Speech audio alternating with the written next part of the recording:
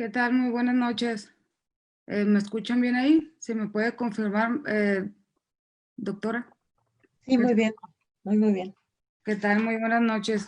Les saluda la maestra Delia Orozco, directora académica del Centro de Investigaciones del Sistema Acusatorio, y les envío un cordial saludo a la distancia a las personas que se encuentran conectadas mediante Zoom y por la plataforma Facebook, así como a todos los seguidores de la doctora Amada.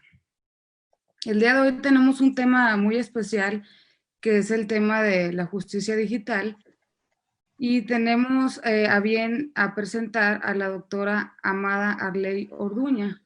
Doctora, antes de hacer su presentación, quisiera agradecerle eh, que esté aquí presente con todos nosotros, con la comunidad CISA, y que se haya sumado a este proyecto CISA Online. Es un honor para nosotros y para todo el equipo que personalidades como usted se sumen a este gran proyecto. Pues muchísimas gracias, Delia, y hago mi agradecimiento extensivo también a Alfredo, que además pues es un compañero de generación al cual estimo mucho. Entonces me da muchísimo gusto contribuir con su trabajo, con su esfuerzo, para llevar este tema pues a las mayores mentalidades, ¿no? A las más mentalidades que se puedan. Muchas gracias, maestra. Bueno, les voy a platicar un poquito, muy poquito, porque la maestra tiene una trayectoria muy extensa y pues aquí nos llevaría gran parte de la noche estar platicando nada más de su trayectoria académica y profesional. Pero les comento, la maestra es licenciada y doctora en Derecho por la UNAM. También realizó una estancia de doctorado en el Ciberlaboratorio de Justicia de la Universidad de Montreal. Es egresada del programa de negociación de la Escuela de Derecho de la Universidad de Harvard.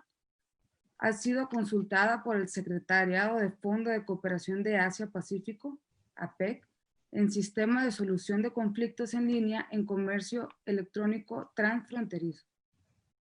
Ha sido colaborador externo del Centro de Ciencias de la Complejidad C3 de la UNAM.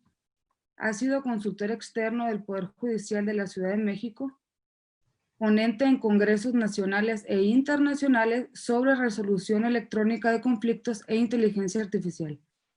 La maestra también es autora de diversos libros y de diversos artículos, y actualmente es consultor independiente en temas de resolución electrónica en conflictos e inteligencia artificial.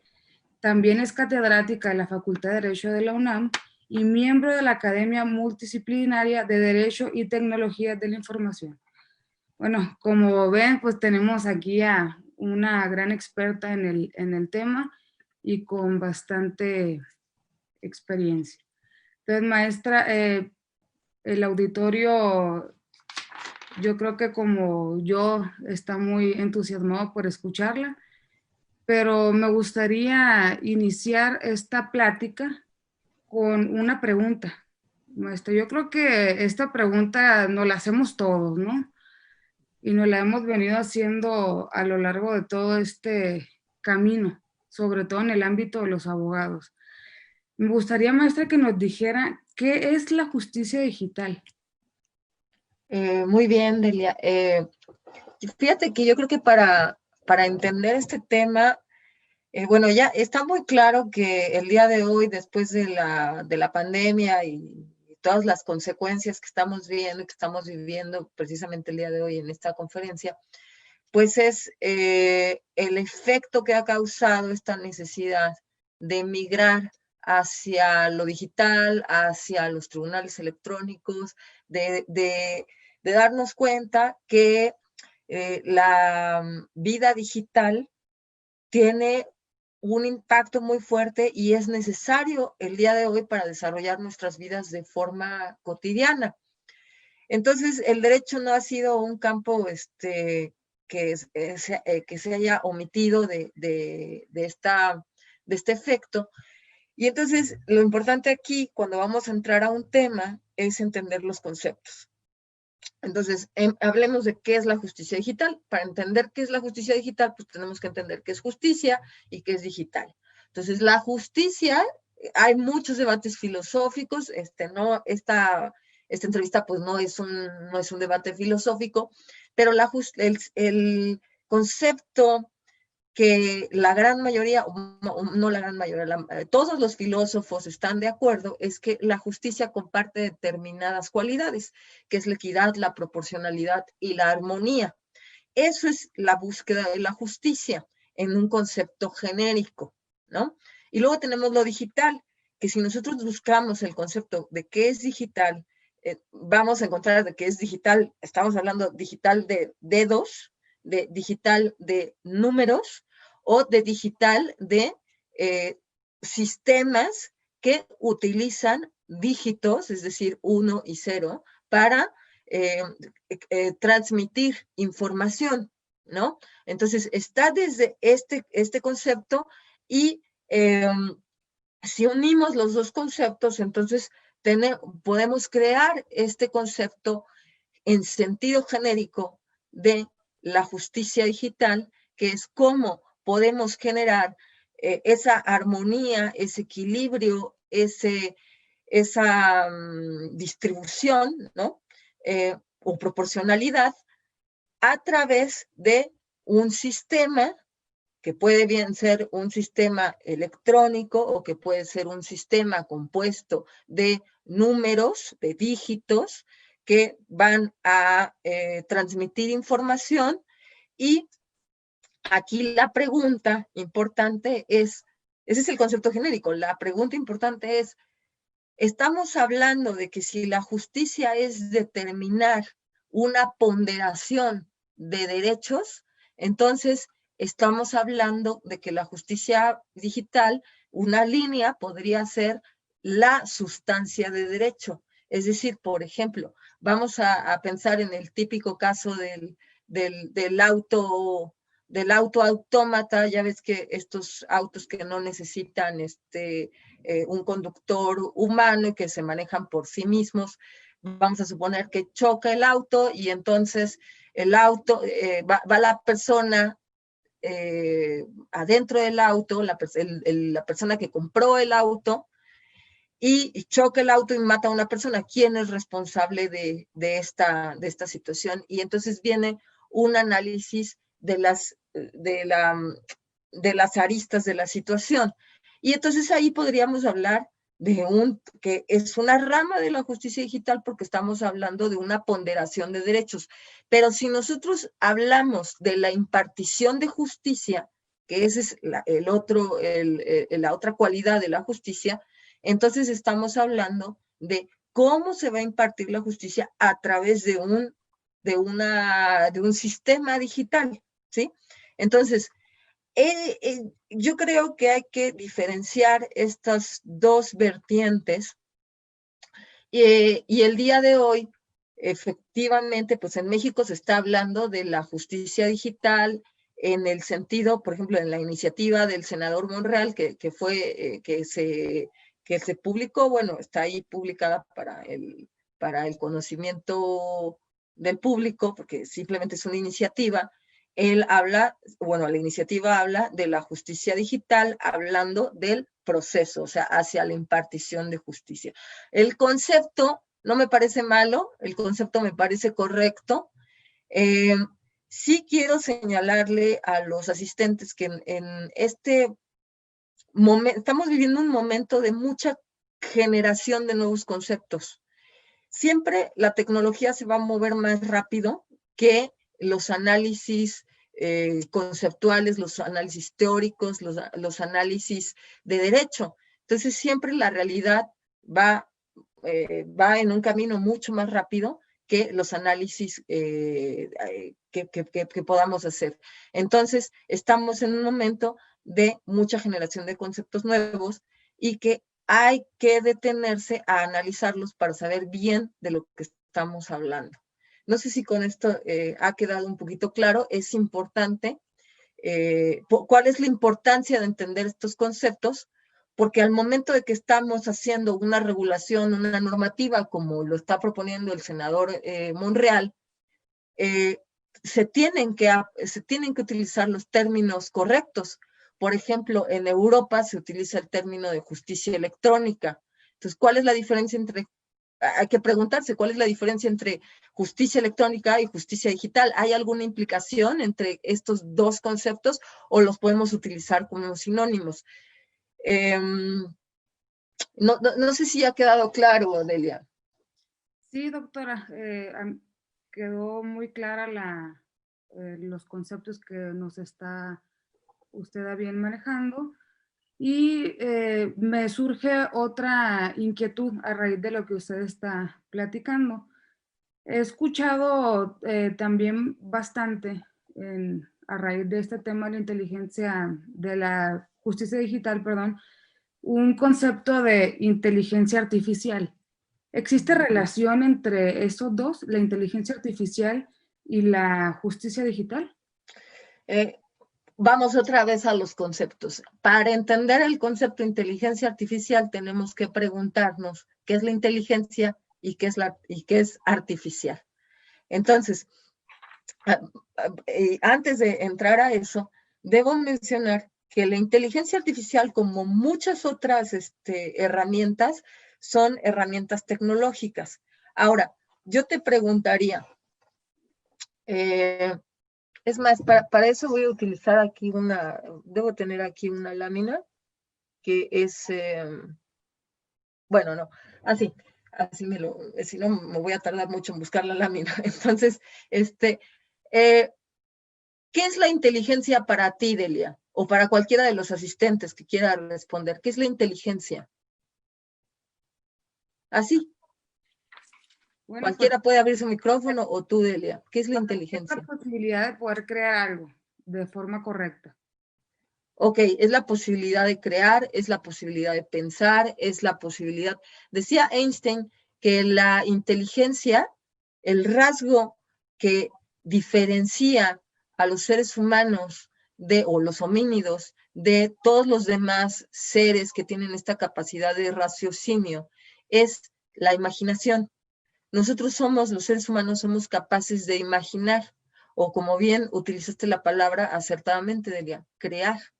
Entonces, por ejemplo, si tú has visto o alguien del público tiene alguna mascota, algún perrito, algún gatito, cualquier tipo de animal, pues ustedes dirán, pues es que ellos son inteligentes. Sí, sí, tienen un razonamiento que es diferente, tienen una capacidad de razonar. Y en esta capacidad de razonar tienen una capacidad de aprender. Pero lo que no tienen los animales es esa capacidad de cuestionarse a sí mismos sobre su existencia. El perrito, el gatito, el hurón que tengas en tu casa, no se va a sentar en medio de la pandemia a preguntarse quién soy, ¿no? ¿Quién Claro. soy? ¿Por qué estoy aquí? ¿Cuál es el motivo de mi existencia? Eso no se lo va a preguntar. Sí, por ejemplo, aquí nos comenta nuestra alumna Claudia Olivares y nos dice que es razonar. Nos dice David Bautista, es lo que se llama grado de conciencia y viene aparejado a lo que usted, doctora, nos está comentando precisamente, ¿no? Exactamente. Dice lo más difícil en informática. Efectivamente. Entonces, esa capacidad de cuestionarse la tenemos nosotros los seres humanos, del cuestionarnos nuestra existencia. Somos el único ser en la Tierra que se cuestiona su existencia y que además somos 1.7 billones de personas en esta Tierra y hay 1.7 billones de respuestas diferentes y todas son diferentes. Nadie te va a responder lo mismo. Podrá haber una categorización similar, es decir, a lo mejor determinado número de personas que están en el mismo rango de edad y que pueden estar viviendo una misma experiencia, pueden tender a generar una respuesta similar que no es lo mismo que misma. Entonces, es una respuesta similar porque cada individuo tiene sus propias atribuciones subjetivas e interpretaciones subjetivas acerca de su realidad, de su perspectiva, de su mundo perceptivo y su mundo introspectivo, ¿no? Su mundo interno. Entonces crea una realidad. Esto solo sucede en el ser humano. Entonces, eso es la inteligencia. Ahora, ¿qué es artificial? Artificial es emular, tratar de emular por un tipo de sistema, una creatividad, algo hecho por el hombre, porque esa es la definición de artificial. Artificial es hecho por el hombre. Poder emular esa inteligencia. En el campo de la informática se utilizan dos aproximaciones generales, hay varias, pero las dos principales para la inteligencia, para desarrollar inteligencia artificial, que es una a través de redes neuronales, es decir, esta corriente se inspira en las conexiones de la sinapsis del cerebro y, como ustedes saben, toda esta conciencia, que le llamamos conciencia, y toda esta forma en la que yo me relaciono o ustedes se relacionan con el mundo, se ve marcado, se ve manifestada dentro de conexiones neurológicas que los científicos han visto y han registrado en nuestro cerebro. Entonces, si ustedes ven un niño, el niño siempre está haciendo precisamente conexión, bueno, nosotros también, pero es muy claro en el niño cómo va haciendo con estas conexiones neurológicas. Entonces, si ustedes le ponen música a un niño o le ponen a hacer ejercicios o lo ponen a gatear, pues está creando esas rutas en su cerebro que si nosotros lo ponemos en un scan para ver el cerebro, vamos a ir viendo qué conexiones va creando, ¿no? Entonces, tenemos una maravilla de aparato, que es el cerebro, tenemos una maravilla que cada uno de estos 1.7 billones de personas, pues es un cerebro diferente. Nunca vas a tener un cerebro igual, ¿no? O sea, siempre tienes un cerebro diferente, marcado por su propia experiencia, marcado por su propia interpretación subjetiva de los hechos, de la realidad y la realidad que se crea. Entonces, teniendo esto en cuenta, lo que va a pasar es que científicos, informáticos, deciden inspirarse en este tipo de conexiones y dicen, hay que crear ese tipo de conexiones, pero artificiales, ¿no? Entonces, esa es una corriente. La otra corriente para generar inteligencia artificial es una escuela más tradicional que sigue la lógica, es decir, todos los pensamientos, las estructuras lógicas que nosotros seguimos, es lo que llamamos una base de árbol de decisiones, ¿no? Cuando nosotros queremos tomar decisiones, pues si quisiéramos, por ejemplo, yo me levanto todos los días con el pie derecho y me fijo que sea el pie derecho, luego me siento erguido y luego abro los brazos y luego preparo mi maleta y me voy a nadar, ¿no? Y después de que nado, y voy haciendo toda una ruta de cosas que hago en mi día, y eso es un árbol que yo voy creando y que puedo ir cambiando, ¿no? Entonces, ese es un sistema lógico. Hay otra aproximación para generar inteligencia artificial, que es la inteligencia artificial a partir de las emociones o de la generación de sistemas empáticos, ¿no? Son diferentes inspiraciones que toman los científicos para hacer inteligencia artificial. Ahora, yo no sé si tú, Delia, o el público ha visto a este robot Sofía, ¿no? Sí, Sofía se hace estas preguntas, incluso hay un video muy famoso en el que sale Will Smith y la invita, ahora que está de moda Will Smith, ¿no? Pero Will Smith invita a Sofía a tomar un café y Sofía le dice, no, no es mi deseo, ¿no? Y entonces hay quien ha dicho, bueno, es que Sofía, entonces, Will Smith acosó a Sofía, ¿no? O el hecho de que a Sofía le entregaron una nacionalidad, que nos ponen ciertos supuestos de derecho. Entonces, La pregunta es, Sofía estrictamente hablando, Sofía es una inteligencia artificial, estrictamente hablando, porque eso es lo que es. Pero la pregunta es, ¿Sofía es capaz de responder la pregunta, ¿quién eres? Sí. ¿Es capaz de responder la pregunta, ¿cuál es el sentido de tu existencia? ¿Por qué estás aquí? Sí, sí lo responde. Y lo responde porque tiene programaciones, tiene diversas rutas que hicieron los programadores como posibles respuestas. Eso lo estoy hablando en Sofía. Pero si ustedes utilizan a Siri en sus teléfonos, Alexa en sus computadoras o en sus casas, si ustedes utilizan estos diversos tipos de inteligencia artificial y les preguntan y empiezan a jugar con ellos les van a responder cosas. Entonces, estas cuestiones que ellos respondan, hay que entender que son una programación. Es una respuesta posible y lo que hace la inteligencia artificial, que es lo que se conoce como la caja negra, que es lo que nosotros no vemos, hace un análisis de todas las posibilidades y escoge la más acertada o crea la más acertada, entonces, o la más indicada para ese escenario en específico. Pero Sofía, ¿cuál es la diferencia de esa inteligencia artificial? Alexa, Siri, Sofía, ellos no se preguntan, no, o sea, la pregunta no viene por generación espontánea, no viene desde dentro, ¿no? Entonces, esa es la diferencia con la inteligencia artificial.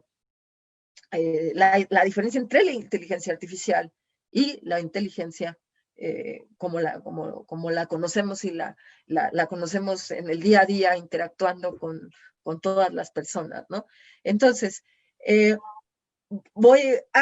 hice todo este preámbulo porque es muy importante entender los conceptos para responder la pregunta, ¿qué relación tiene esto con la impartición de justicia o con la justicia digital? Entonces, si yo vuelvo al concepto que expliqué anteriormente, si nosotros estamos hablando de la ponderación de derechos, de la interpretación de derecho, de la sustancia de derecho, pues ahí va a tener que ver, ¿no? Pero si nosotros hablamos por el lado de la impartición de justicia, estamos hablando de que se pueden desarrollar, aquí muy atentos todos, no se han desarrollado, ¿sí? En el día de hoy en México, sistemas de justicia digital, plataformas, sistemas electrónicos que utilicen una inteligencia artificial como Siri, como Alexa, como Sofía, o ni siquiera me voy tan elevado, o sistemas que estén automatizados para que por sí mismos puedan impartir justicia, o lo que yo llamaría como el juez Skynet, ¿no? O esta película de Minority Report, donde ya había un sistema que determinaba, de acuerdo a las conductas, cómo una persona iba a cometer un delito, y entonces había todo un aparato de justicia, que esto es parte de la ciencia ficción, ¿no? Tampoco estamos hablando de un juez Skynet, tampoco estamos hablando de Terminator y el escenario apocalíptico del final del mundo, ¿no? De esta conciencia que despierta por sí misma y decide eliminar a la humanidad porque es peligrosa. Entonces, es importante entender que la inteligencia artificial, ¿dónde vemos la inteligencia artificial? A lo mejor de manera muy próxima, ¿no? La vemos, por ejemplo, cada vez que encendemos Netflix, por ejemplo, lo que tenemos es un sistema de recomendaciones. ¿Qué es lo que hace? Es muy importante que se me iba a explicar. La inteligencia artificial lo que hace es aprender de nosotros. Es decir, es un sistema al cual nosotros le vamos enseñando. Por ejemplo, el sistema de Netflix, que es el más próximo a nosotros. Cada vez que yo como usuario voy eligiendo, quiero ver el día de hoy Vaselina, y quiero ver el día de hoy Fiebre de sábado por la noche, y quiero ver el día de hoy Michael, Y quiero ver el día de hoy, ¿qué es lo que le estoy enseñando al sistema? Le estoy enseñando cuál es la particularidad. Puede ser, ahí Netflix tiene dividido en categorías. Para hacer su sistema, ellos dividieron en categorías. Categorías de el tipo de película, el año de la película, los actores de la película, ya dije, el género de la película. Entonces, lo que yo le estoy enseñando al sistema es cuál es a ver, no sé si captaron, cuál es de las tres películas, qué es lo parecido La que dije. categoría o el género. Fíjate, dije tres películas, dije Vaselina, dije Fiebre el sábado por la noche, dije Michael, y voy a poner otra, Pulp Fiction. ¿Cuál es la singularidad entre estas cuatro películas? A ver si alguien por ahí en el chat nos dice. ¿Alguien por ahí las conoce? Porque yo desconozco un poquito las películas.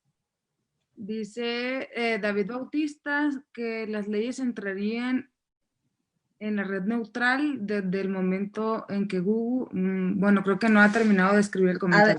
A ver, entonces, ahí sigo con esto y luego si quieres nos vamos a la pregunta. Ahí la particularidad de las cuatro películas es que el actor que yo estoy eligiendo es John Travolta. Entonces, el sistema aprende que a mí me gustan las películas de John Travolta. Y entonces el sistema me va a estar recomendando las películas de John Travolta, por un lado, en número uno. En número dos, a lo mejor, si hay coincidencia de género, me va a enviar las películas de la categoría que se parezcan. O sea, es una matriz, lo que hace es una matriz de análisis de enviarme cuáles son las recomendaciones que más podrían interesarme de acuerdo a lo que yo estoy constantemente eligiendo. Entonces, eso es una inteligencia artificial. Ese razonamiento, por ponerle una palabra, se hace en la caja negra y me va a dar un output, una salida.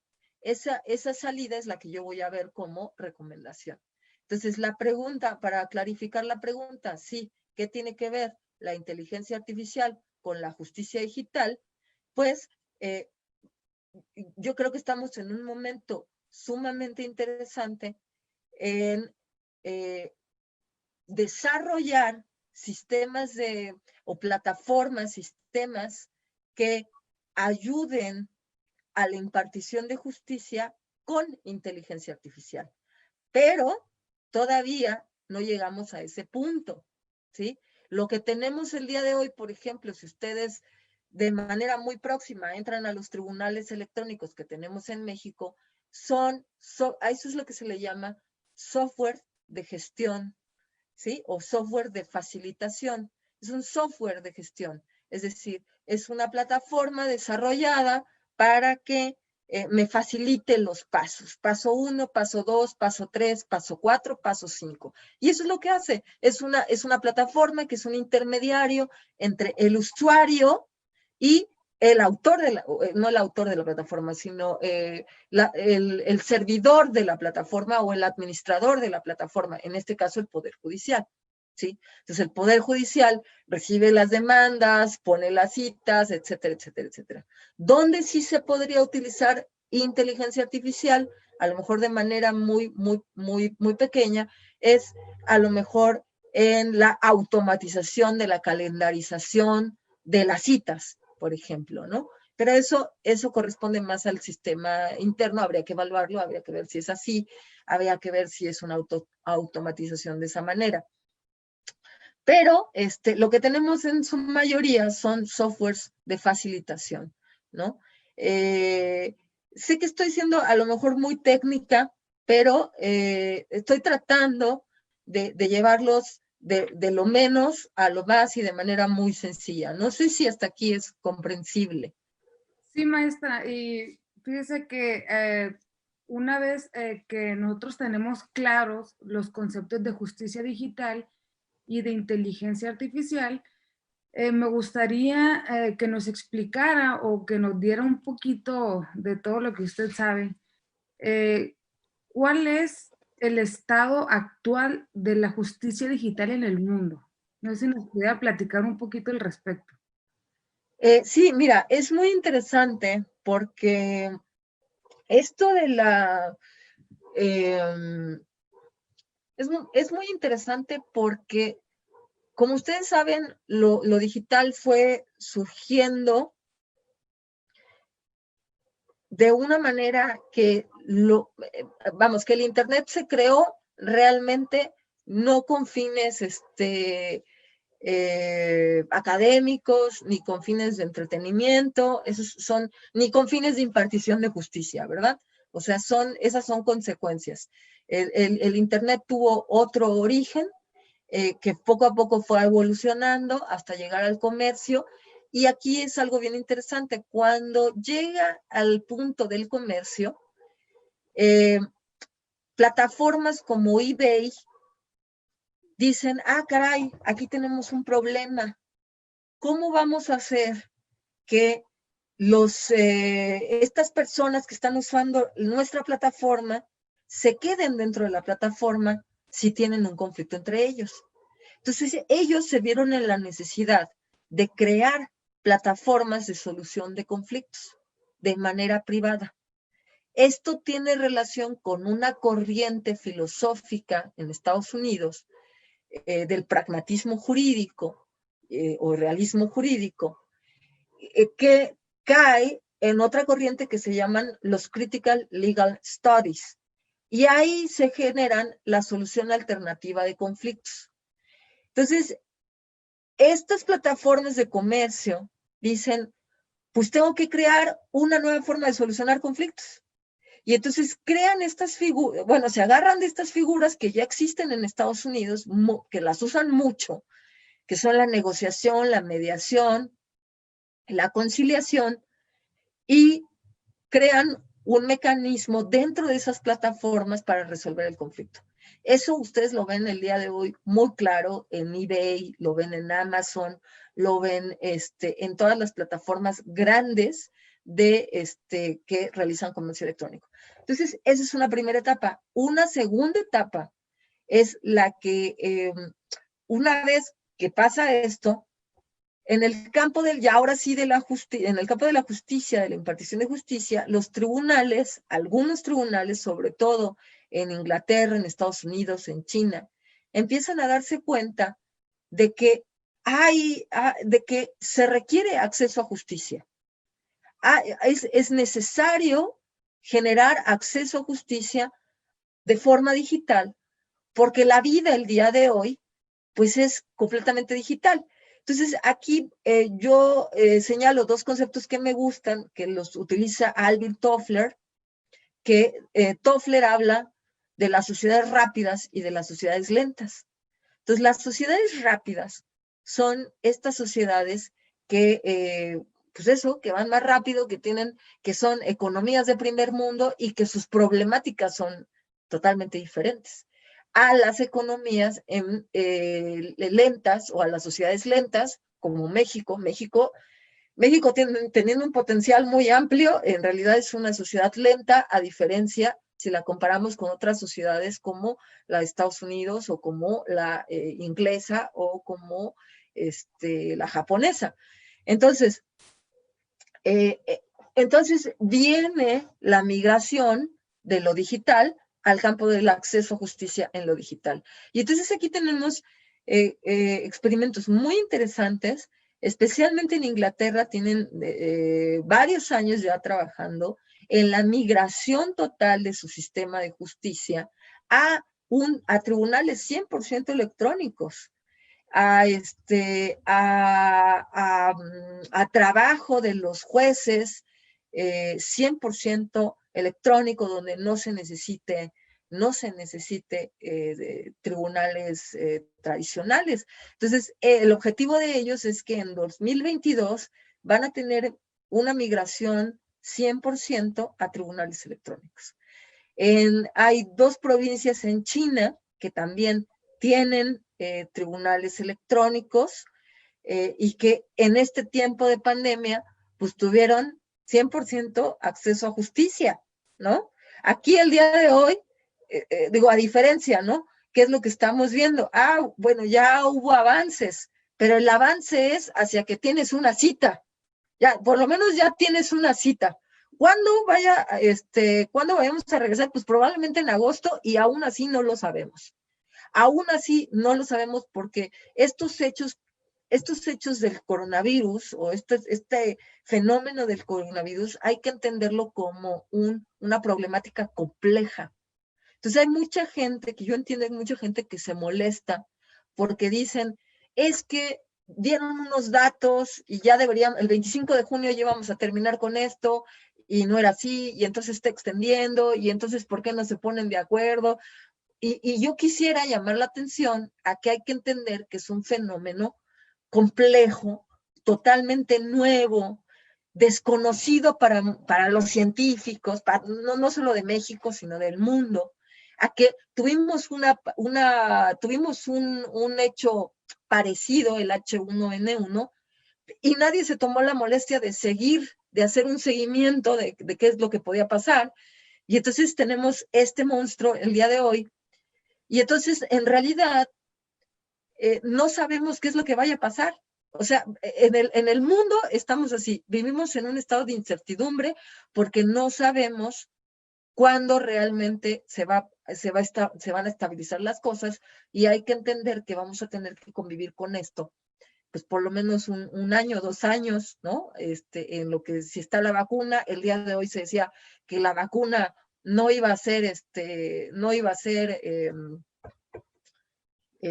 permanente, que íbamos a tener que estarnos vacunando por lo menos una vez al año. En fin, hay mucha información y desinformación, hay mucha especulación, porque hay mucho desconocimiento. Y entonces, no es que me haya desviado del tema, sino es que estoy poniendo cuál es el contexto para entender el contexto en el que estamos viviendo el día de hoy en cuanto también a la justicia digital. Porque el Poder Judicial, el día de hoy, pues bueno, afortunadamente ya se creó un proceso en línea en el Poder Judicial Federal. Ya se hizo que fueran, el Consejo de la Judicatura emitió un acuerdo en el que finalmente se van a permitir los expedientes electrónicos, y afortunadamente en el Poder Judicial ya también se pueden generar citas, pero la realidad es que hay un desconocimiento total de si realmente el Poder Judicial va a regresar a laboral en agosto. No lo sabemos. O sea, yo podría decir, sí, el acuerdo del Consejo de la Judicatura dice que se va a regresar a labores en agosto, pero la realidad es que no lo sabemos. Entonces, sí hago esta comparación porque hay lugares en el mundo en los que sí tienen un acceso a justicia 100%, ¿no? Por ejemplo, el tribunal, también en British Columbia tienen un tribunal electrónico, 100% electrónico, en donde finalmente el acceso a justicia dentro de la pandemia no significó gran problema porque el 70% del tribunal trabaja en casa. Entonces, no hay problema, se siguieron recibiendo las demandas y atienden demandas de consumo, de arrendamiento, de varias materias. Entonces, sí hay que tener muy en claro qué es lo que se está haciendo en el mundo para entender qué es lo que se está haciendo en México, pero sobre todo para entender qué es lo que necesitamos en México y a dónde queremos que vaya, cuáles son las necesidades, ¿no?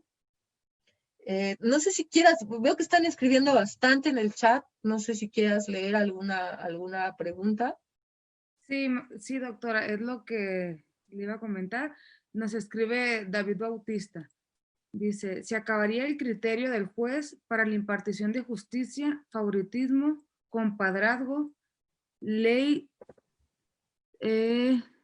taringidas? A ver, no alcanzo a leer. Bueno, y nos comenta Claudio Olivares, Saludos, Claudio Olivares. El reto en México, infraestructura digital. Y los demás comentarios son de lo que estamos platicando anteriormente, doctora. Ah, muy bien. Sí, efectivamente, por ahí dice, ¿leíste a David Bautista? Sí. Que dice libre albedrío, pero la inteligencia artificial no es tan avanzada, las artificiales asemejan la capacidad neuronal y sensitivas. Ok. Dice, pensando hipotéticamente si Sofía, como que no le estoy entendiendo mucho a la participación De David. de David. Es que ese comentario nos lo puso a raíz de la participación anterior. Ok, sí. Estábamos platicando de Sofía, de la robot. Ajá, sí, y de las leyes de robótica. Sí, a ver, qué es lo que pasa? Que respecto a lo que decía la intervención que leíste, de que se va a acabar los compadrazgos, se va a acabar esta cuestión de corrupción y que se va a hacer más transparente, pues es uno de los objetivos. A mí me parece que la aplicación de una justicia digital dentro de la impartición de justicia ayuda a facilitar y a transparentar.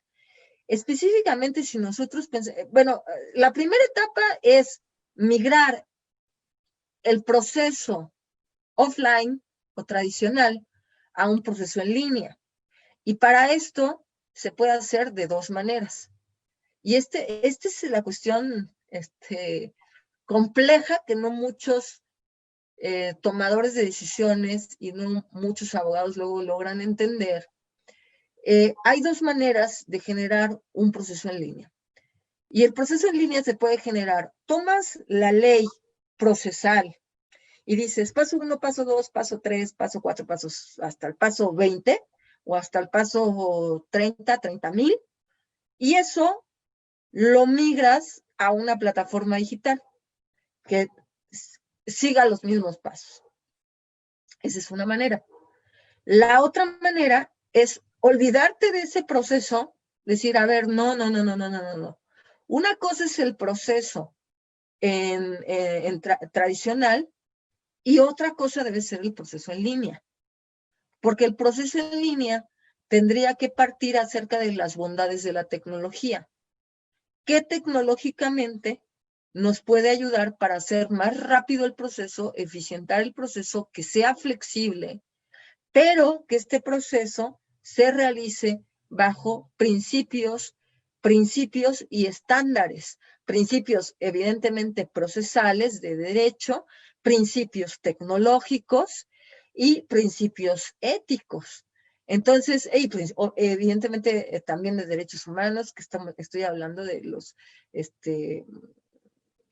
principios que deben de ser el marco, la estructura para la generación de una plataforma. ¿Cuál es la diferencia entre hacer un proceso de una manera o de otra manera?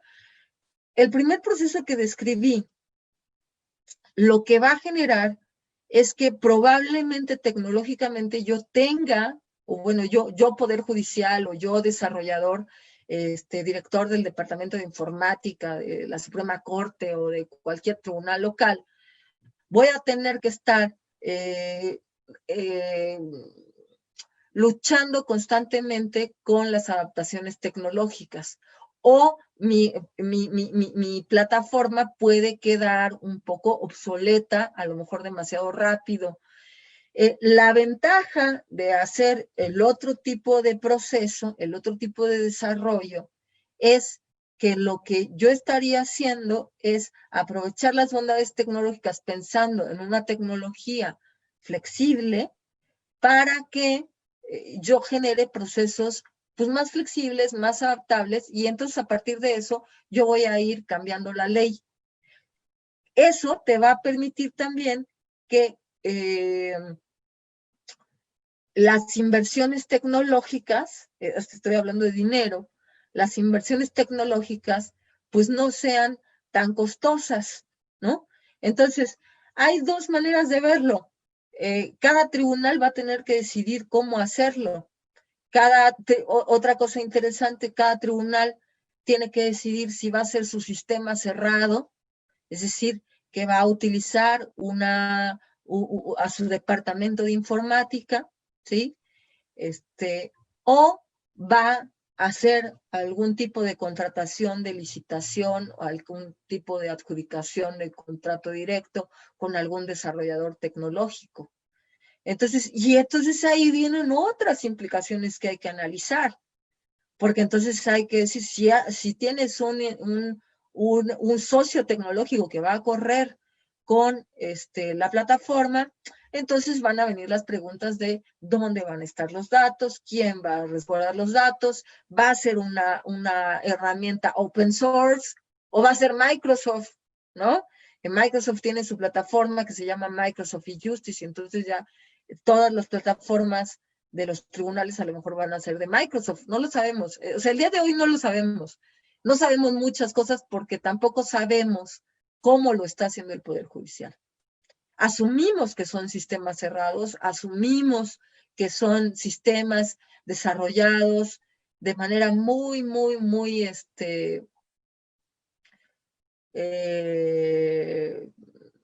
quiero ser respetuosa con la palabra que yo utilice, de manera muy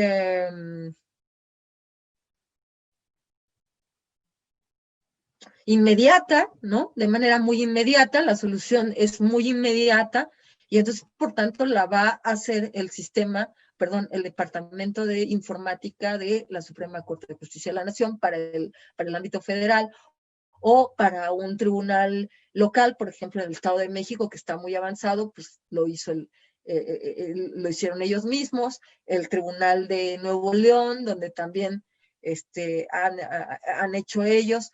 Dentro del análisis de toda la República Mexicana, tenemos que de 32 estados, 22 estados tienen tribunales electrónicos o tribunales electrónicos, porque en realidad son sistemas de notificaciones de acuerdos. O sea, desde mi punto de vista, estrictamente eso no es un tribunal electrónico. Estrictamente es una plataforma de seguimientos de notificaciones. Un tribunal electrónico, para mí, estrictamente hablando, sería que todo el proceso sea capaz de llevarse en línea, ¿sí? Todo desde la demanda hasta la sentencia, la apelación, y que además esta apelación, fíjense en esto, tecnológicamente, esta apelación tiene que estar conectada de alguna manera tecnológicamente con tribunales de circuito, tribunales colegiados, con la Suprema Corte, o sea, tiene que haber una comunicación. Entonces, para mí, eso, estrictamente hablando, sería un tribunal electrónico. Entonces, esa es una parte. Vuelvo a la raíz de la intervención que estaba yo explicando. Entonces, esa es una parte, cómo diseñar un tribunal electrónico, y la otra parte es cómo generar sistemas de ayuda, ¿sí? De ayuda para el juez. Por ejemplo, estamos hablando de sistemas de recomendaciones. Lo voy a explicar, a lo mejor se va a oír de manera muy simple, ¿sí? O sea, lo que voy a decir se va a oír muy simple, pero es la manera más fácil de comprenderlo. Es como si nosotros desarrolláramos un sistema de Netflix o un sistema de Google, no de Uber, pero sí de Google Maps, de rutas para los jueces, para la toma de decisiones. Sistemas de recomendación, sistemas expertos que les ayudaran en el análisis de las tesis, jurisprudencias, etcétera, para su toma de decisiones. Pero también sistemas de recomendaciones que nos ayudaran a los litigantes a decir, de acuerdo a este caso que yo estoy teniendo, tiene estas posibles rutas, ¿no? Y ya yo puedo decidir. Son sistemas de asistencia. Estamos muy lejos de eso, muy, muy lejos. Pero sí considero que, a eso es a lo que llevamos, a eso es a lo que debemos ir en el campo de las ciencias, en el campo del estudio. O sea, ¿qué es lo que podemos hacer y qué estamos haciendo para generar este tipo de cuestiones? No estoy hablando de algo real, no estoy hablando de que ya se esté haciendo, no estoy hablando de que el día de mañana ustedes bajen su aplicación y ya vean la ruta que pueden tomar en su juicio, ¿no? Pero es esta parte creativa que nos debe invitar a decir qué es lo que podemos hacer. Sí, bueno, ahora creo que nos habla de bastantes retos a los que se enfrenta actualmente México, ¿no? Con el tema de la justicia digital y es un reto al que creo que todos nos debemos sumar en su debido momento.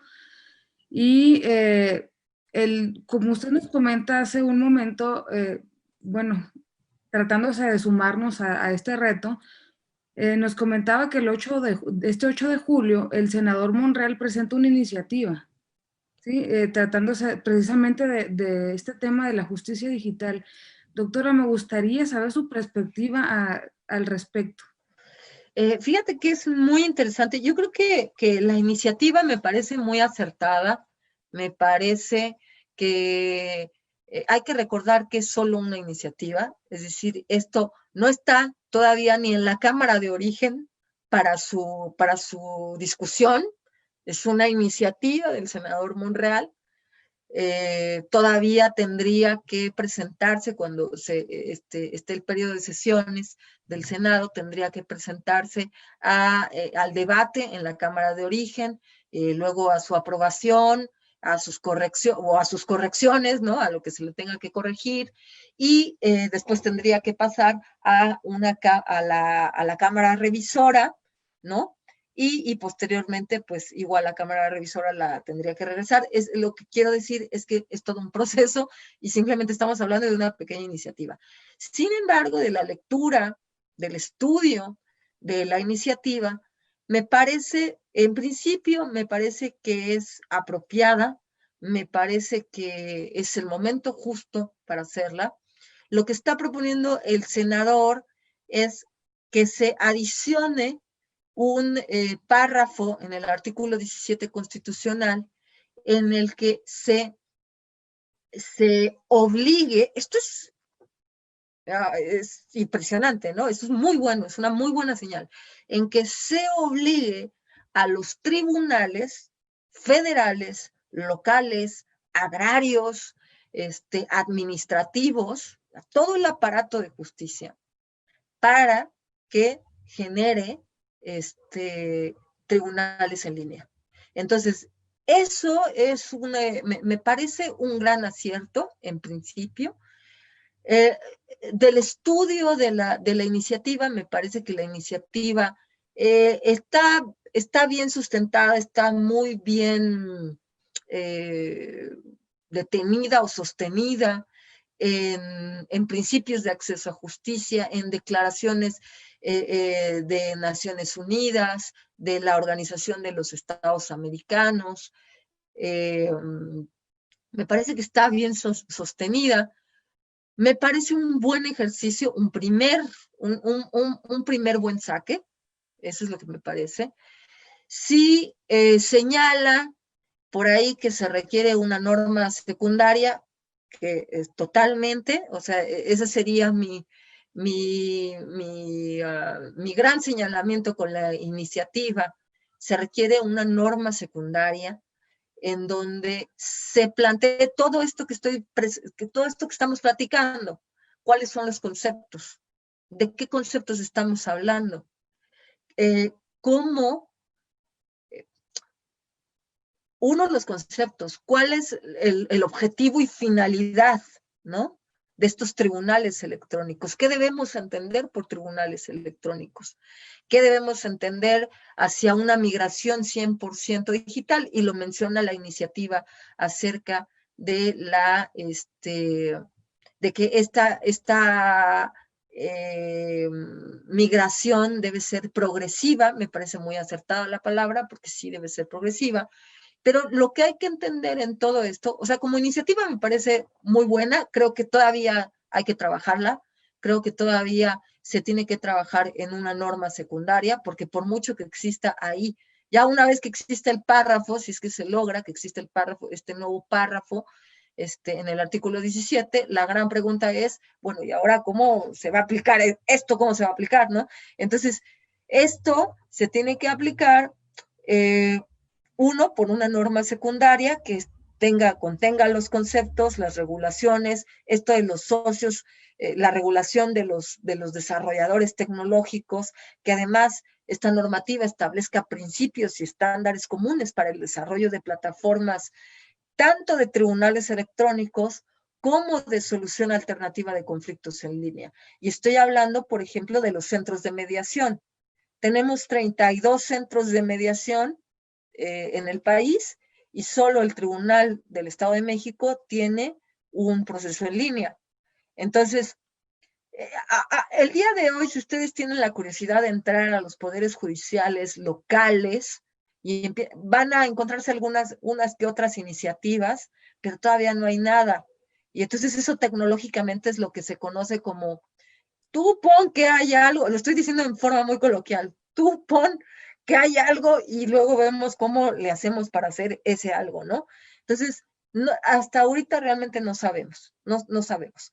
Entonces, sí se requiere mucho más trabajo en una norma secundaria que establezca todos estos conceptos, principios, estándares, normas, regulaciones de los socios de desarrollo tecnológico y definitivamente también se requiere entender que cuando hablamos de tecnología hablamos de presupuestos. Entonces, esa es la cuestión operativa más dolorosa para todos los gobiernos. Entonces, porque, pues, ¿de dónde vas? ¿Cómo se va a hacer? ¿De dónde va a venir la inversión para hacer todos estos tribunales electrónicos? Una de las cuestiones que, por ejemplo, dice la iniciativa es que va a haber un gran ahorro en papel, un gran ahorro en infraestructura. Sí, yo puedo decir sí a futuro. El ahorro de estructura no va a ser inmediato. El ahorro de estructura es en el futuro. De hecho, se va a requerir muchísima inversión financiera para desarrollar esos sistemas.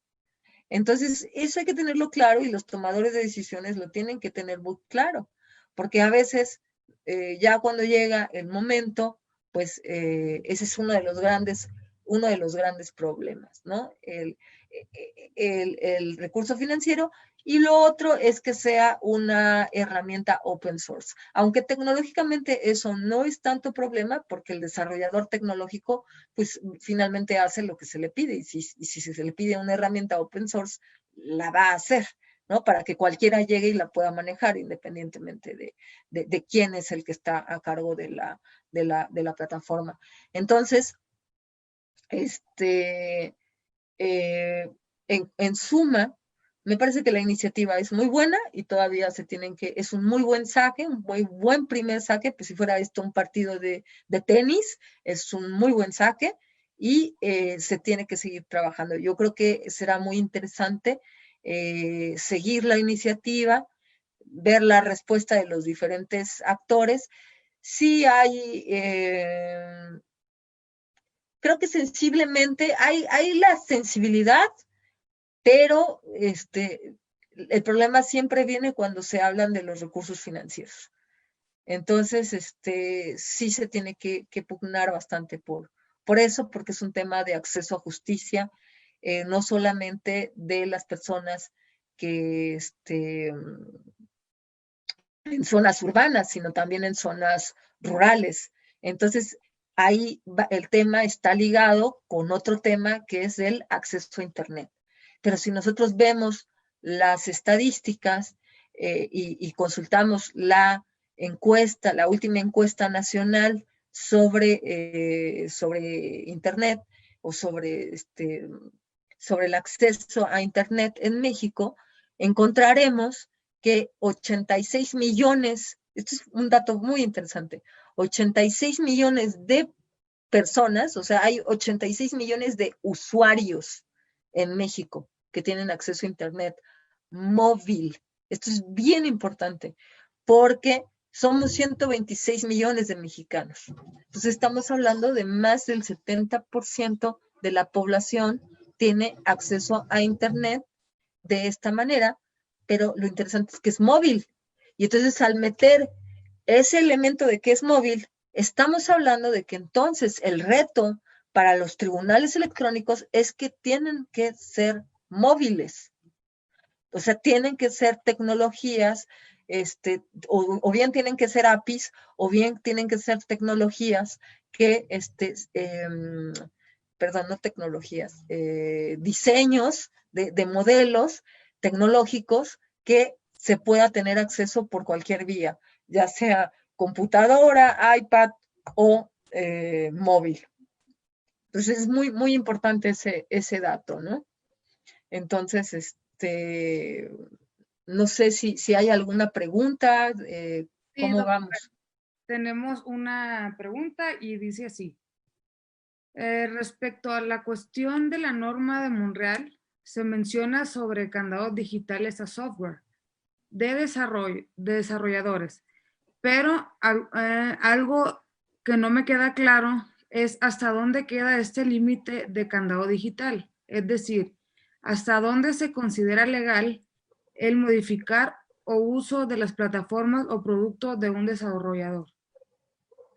Eh, precisamente lo que estás mencionando es muy, muy acertado, porque precisamente eso es lo que tiene que estar dentro de una normativa secundaria. ¿Cuáles son los límites? ¿De qué estamos hablando? ¿Hasta qué control y cuál es el control y cuál es el manejo que van a tener estos socios desarrolladores tecnológicos? Pero acuérdense, estamos hablando de que estos socios desarrolladores tecnológicos, yo diría que hasta este momento son un tanto hipotéticos, porque en realidad el Poder Judicial no nos está diciendo con quién lo está haciendo, o si son, como dije hace rato, son adjudicaciones directas, son licitaciones, no creo que sean licitaciones, tendrían que ser adjudicaciones directas. Por ahí yo sé que Microsoft está tratando de desarrollar algo, pero entonces si es Microsoft, pues hay que ver cuáles son los límites, ¿no? O candados. Entonces sí me parece muy, muy, muy acertada la pregunta. No solamente estamos hablando de los datos de las personas y de la información de las personas, sino del manejo y control de la plataforma. Y sobre todo esto, que la plataforma tiene que ser open source para que cualquiera lo pueda manejar. Y incluso los perfiles del Poder Judicial van a tener que cambiar. Los perfiles de gente a cargo de esto tendrán que ir cambiando. No sé si hay alguna otra pregunta o si quedó clara la Sí, respuesta. maestra, quedó clara y también tenemos otra pregunta del licenciado Toño Velázquez. Dice así, al no haber presupuesto suficiente en los gobiernos para dotarse de estas nuevas tecnologías, se puede obtener presupuesto de particulares, es decir, empresas desarrolladoras de tecnología que pudieran apoyar a los gobiernos y cuál sería el mecanismo para hacerlo. Eh, en teoría sí se podría. Me parece que Microsoft es el gigante que está tratando de hacerlo, es el que está tratando de pugnar más por esto con la CONATRIF, con el Colegio Nacional de Tribunales, pero aún así, ya en términos prácticos, aún así surgen diferencias. La tecnología cuesta y no es barata. Entonces, a veces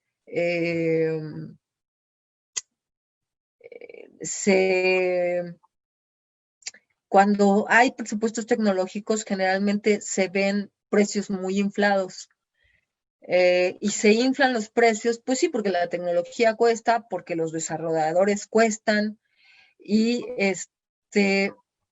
finalmente habría que ver pues, qué gran jugador quiere correr con el riesgo a lo mejor de no ganar tanto y hacer ese beneficio social. Desde mi punto de vista, Microsoft está intentando hacer algo, pero entonces si es Microsoft, les digo, vienen otras preguntas, ¿no? Entonces, sí es posible hacerlo, pero depende de muchas sensibilidades y caracteres políticos también. Claro que sí, maestra. Bueno, aquí también nos comenta el licenciado, el mismo licenciado, Toño Velázquez, nos dice, es un gran problema la falta de tecnología en los poderes judiciales de los estados. No quieren invertir en estos sistemas que tanta falta hacen. Procedimientos administrativos y judiciales a medias, mucho solo en papel y no se ve para cuándo. Bueno, es un poquito de lo que hemos Sí, venido platicando. sí, y efectivamente para curarse un poquito en salud, ahorita es entendible. Dicen, bueno, los procesos los expedientes deben de ser electrónicos, pero también tener su copia digital, digo, su copia en papel, ¿no?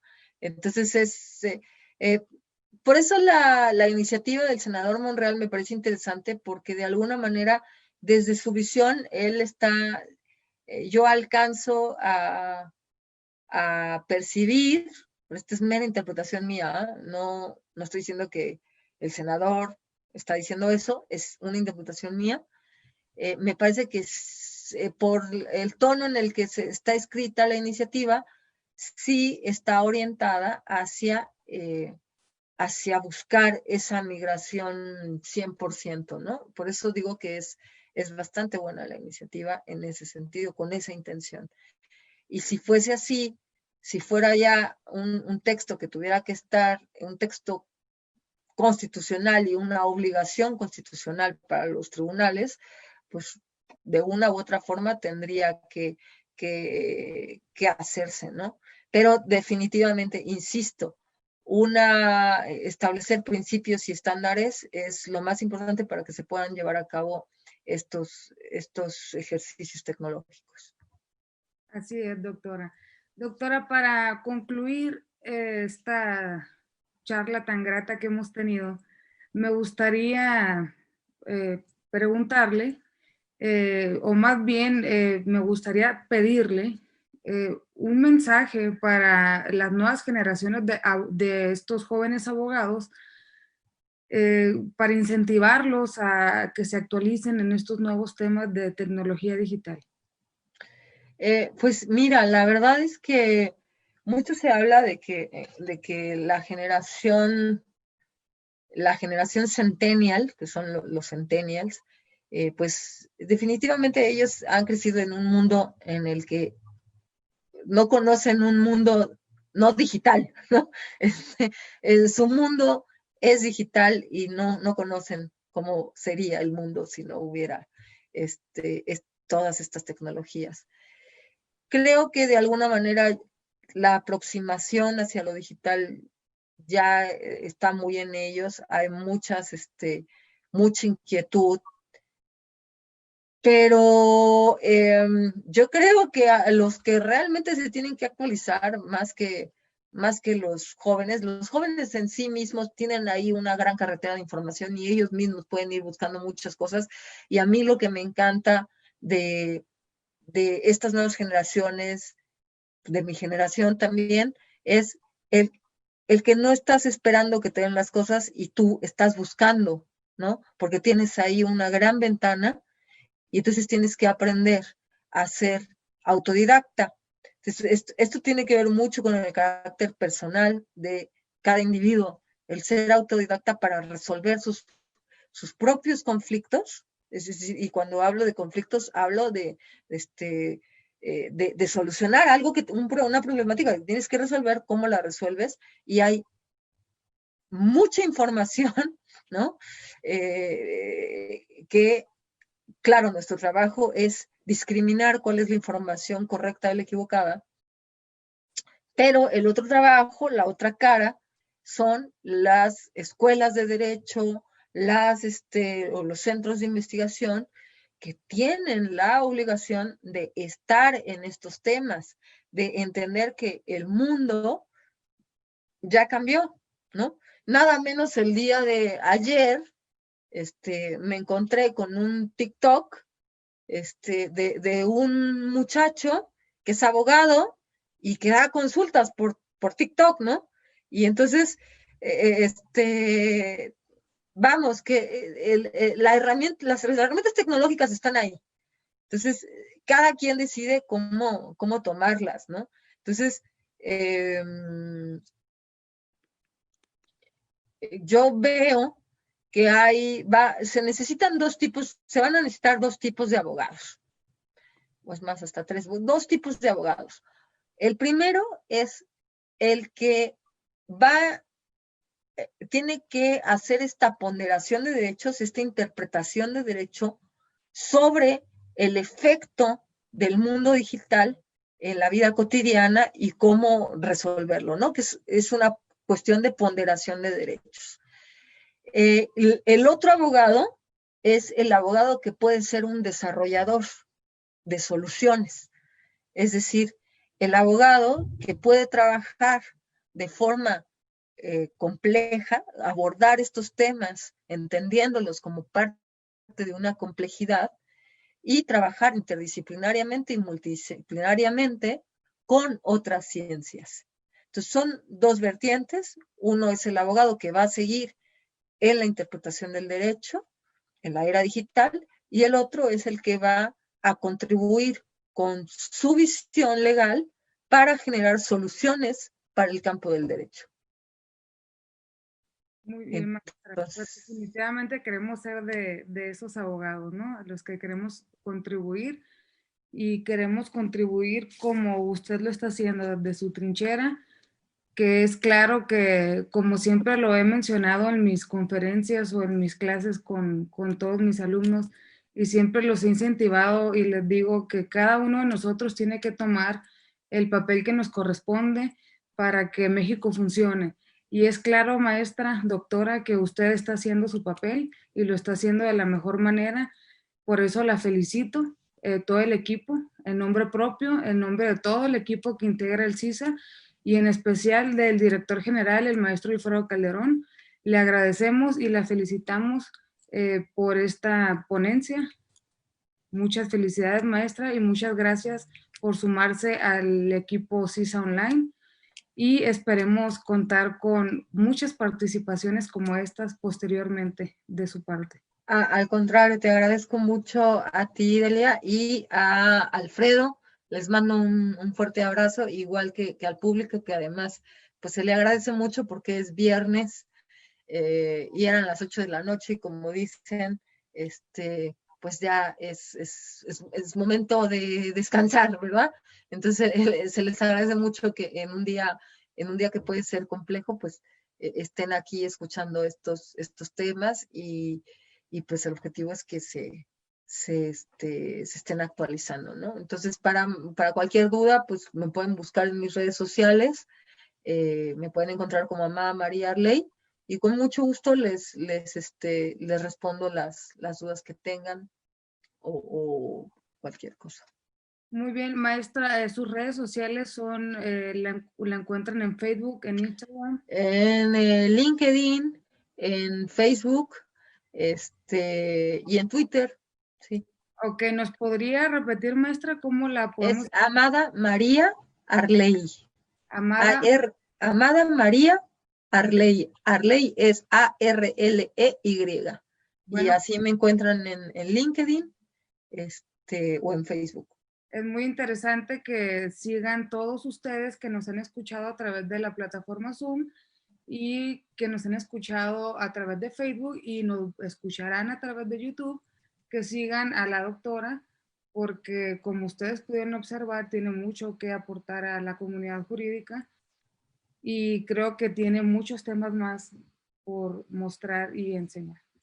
Maestra, muchas gracias nuevamente y les comento a los alumnos asistentes que el día lunes estaremos con el tema responsabilidad médica con el maestro Adolfo Orozco Castro, vía Zoom, vía Facebook Live, y va a ser en punto de las 8 de la noche, para quienes nos gusten acompañar. También les comento que pueden adquirir la constancia electrónica de participación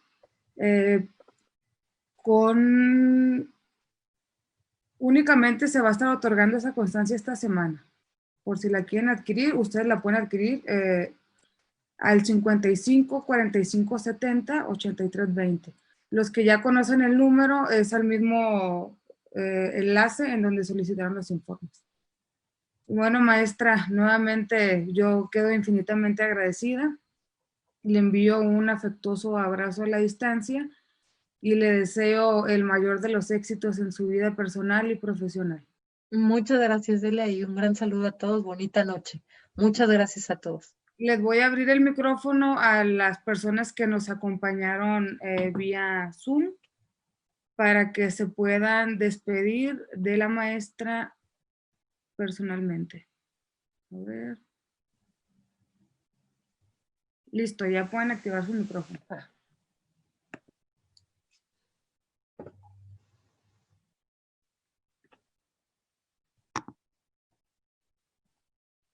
Sí, ustedes tienen que activar el micrófono y hablar.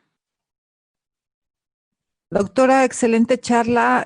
Delia, gracias por el apoyo. Nos ha brindado un panorama extraordinario ahora ante la contingencia. Esperemos que México salga y que pueda implementar una estructura digital para poder generar nuevos proyectos en la ley. Gracias. Muchas gracias, Claudia. Listo, bueno, pues Bueno. muchas gracias nuevamente a todos. Que pasen excelente noche, excelente fin de semana. Cuídense mucho, no bajemos la guardia con este virus y se les aprecia a todos.